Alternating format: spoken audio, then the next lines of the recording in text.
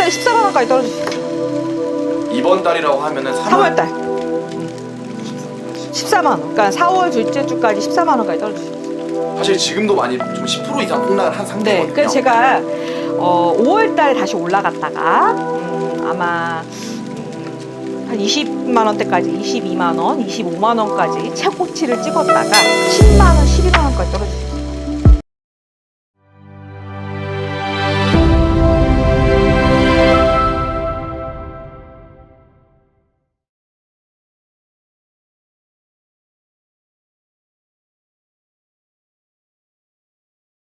안녕하십니까 선생님. 안녕하십니까, 만산입니다. 반갑습니다. 반갑습니다. 사실 만산월 시청자분들은 아시겠지만 네. 선생님의 미국 장 하락의 예측으로 네. 좀 많은 분들이 궁금해하고 계셔서 네네. 오늘은 미국 장에 대해서 좀 많이 알아보고 있어요. 네네네. 시간 먼저 보여드리겠습니다. 네네.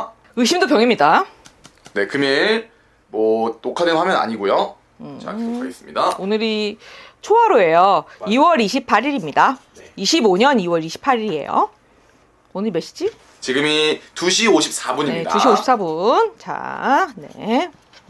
자, 계속해서 선생님이 미국장이 좀 앞으로 많이 빠질 거다라고 네네. 말씀해 주셨고 네네. 그로 인해서 사실 많은 분들이 조금 물려있다고 표현을 해볼게요. 네네. 그래서 오늘은 엔비디아에 대해서 한번 알아보려고 해요. 네네. 뭐 가격을 듣고 말하기 전에 네. 엔비디아 좀 어떤지부터 선생님 말씀해 주시면 좋을 것 같아요. 엔비디아는 제가 반짝할 거라 말씀을 드렸고요. 엔비디아랑 지금 경쟁 업체가 꽤 많은 거예요, 지금 현재. 근데 그거를 엔비디아가 영원할 거다. 엔비디아만이 유일하다라고 판단을 하시면 이거는 오판이고요. 그리고 좀 뭐라고 해야 되나, 설립부터 시작해서 창립부터 시작해서 굉장히 근거가 오래되거나 탄탄한 기업은 아니라는 거죠. 약간의 광고성 기업이기도 해요. 그리고 약간의 만들어진 기업이기도 해요. 만들어졌다. 그쵸?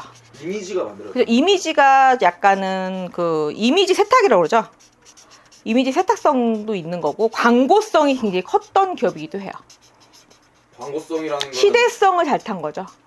시대성 이미지, AI와 최첨단을 달리는 뭔가의 그 시대를 주도하는 그런 이미지적 광고를 잘했죠. 선도적인 그런 이미지 광고를 잘했기 때문에 굉장히 시대를 이끌어갈 것 같은 기대감을 많이 이끌었던 것 같아요.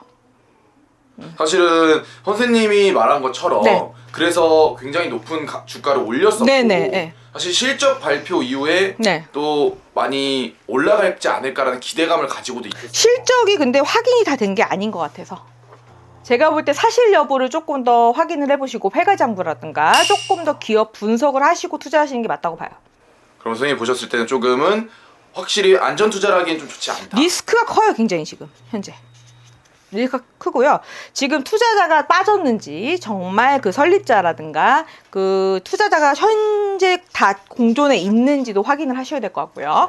투자금이 잘 유입되고 그게 전체적으로 분배가 잘 되고 있는가에 대해서도 좀 볼 필요가 있겠죠. 그럼 사실 만산을 구독자분들은 아시겠지만 네. 선생님이 미국장 자체가 3월달부터 좀 위험할 것 같다라고 네네네, 말씀해 주셨어요. 네네네. 그럼 그 여파로 사실 흔들리는 건지 아니면 기업 자체가 조금은 기업 자체가 너무 고평가된 게 있죠. 너무 순간적으로 고평가된 것도 있고요. 너무 순간적으로 갑자기 인기가 많이 확 커진 것도 있어요. 그러니까 광고성 전략이 먹힌 기업 중에 하나예요. 그럼 사실은 지금 아직 이제 장마감 기준으로 엔비디아가 17만 2,881원에 장마감을 했어요. 네.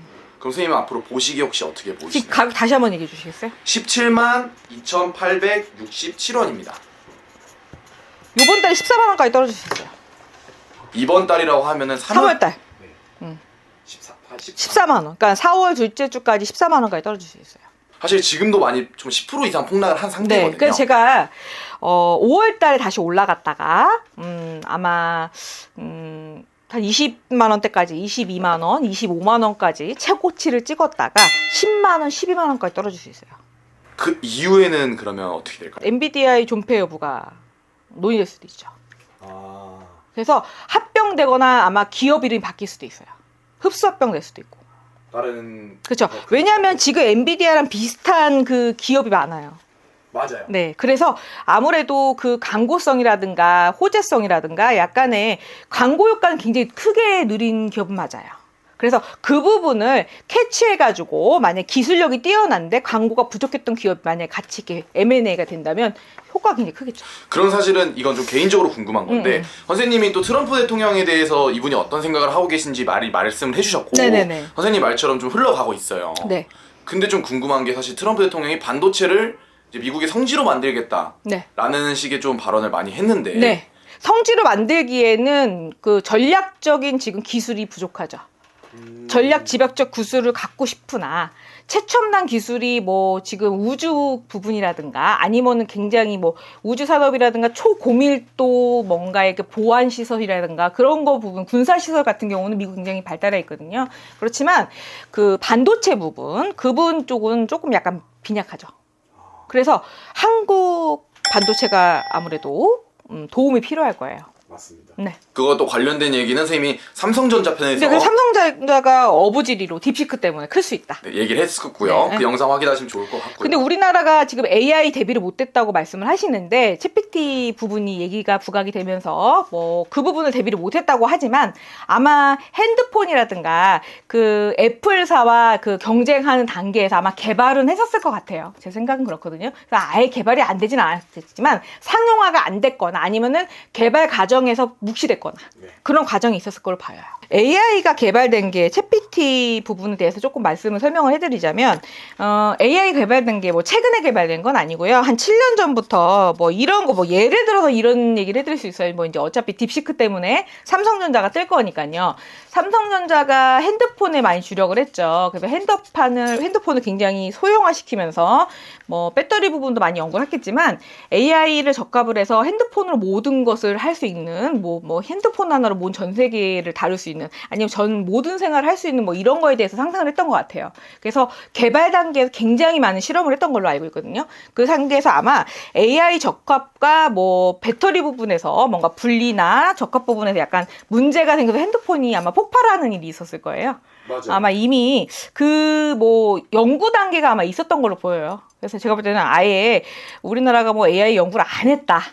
그래서 뭐 늦었다. 뭐 이런 얘기 하시는데 그게 아니고 충분히 개발 단계가 7년 전부터 있었다. 그럼 사실은 삼성 이제 엔비디아랑 같이 나오는 게 네. 삼성전자가 네. 기술력이 조금 딸린다. 딸리지 않아요, 절대. 그렇지 않더라고. 그죠? 여러 가지 전략적 과정이 있었지만 그걸 다 쓰지는 않거든요. 폐기된 과정도 있고 보류된 과정도 있는 거죠. 그래서 그 중에 하나일 거다. 네. 이렇게 볼 수 있겠네요. 아직 희망이 있어요.